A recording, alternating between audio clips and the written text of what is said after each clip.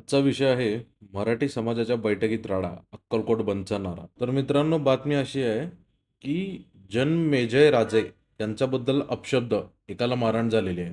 संभाजी ब्रिगेडचे प्रदेशाध्यक्ष प्रवीण गायकवाड यांच्यावरील हल्ल्याच्या निषेधार्थ सकल मराठा समाजाने मंगळवारी आयोजित केलेल्या बैठकीत तुफान राडा झालाय. आपण ज्या स्क्रीनवर पाहतोय त्या स्क्रीनवर या बैठकीचाच फोटो आहे. अक्कलकोटच्या श्री स्वामी समर्थ अन्नछत्र मंडळाचे प्रमुख जनमेजयराजे भोसले यांचा अवमान केल्याचा आरोप करीत भोसले समर्थकांनी पंढरपूरच्या एका वकिलाला मारहाण केली. त्यानंतर झालेल्या बैठकीत प्रवीण गायकवाड यांच्यावरील हल्ल्याच्या निषेधार्थ 18 जुलै अक्कलकोट बंद पुकारण्याचा निर्णय झाला. सकल मराठा समाजाने अक्कलकोटमध्ये आंदोलन उभारण्याचा निर्णय जाहीर केला आहे. यावर चर्चा करण्यासाठी शासकीय विश्रामगृह मंगळवारी सायंकाळी ही बैठक आयोजित करण्यात आली होती. या बैठकीला जनमेजयराजे भोसले यांची प्रमुख उपस्थिती होती.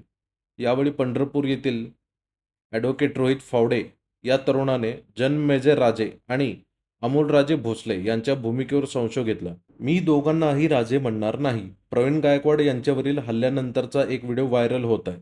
या हल्लेखोराच्या कानात अमोलराजे काय बोलत होते याचा खुलासा झाला पाहिजे, असा हा तरुण म्हणाला. हे ऐकून भोसले समर्थक फावडे या तरुणावर तुटून पडले. एकमेकांना हाणामारी झाली. जमावाच्या तावडीतून फावडे याला बाहेर काढण्यात आले. अमोलराजे भोसले यांच्या समर्थकांनी घोषणा द्यायला सुरुवात केली. वाढता गोंधळ पाहून जयमजनराजे भोसले यांनी विश्रामगृहातून बाहेर पडण्याचा निर्णय घेतला.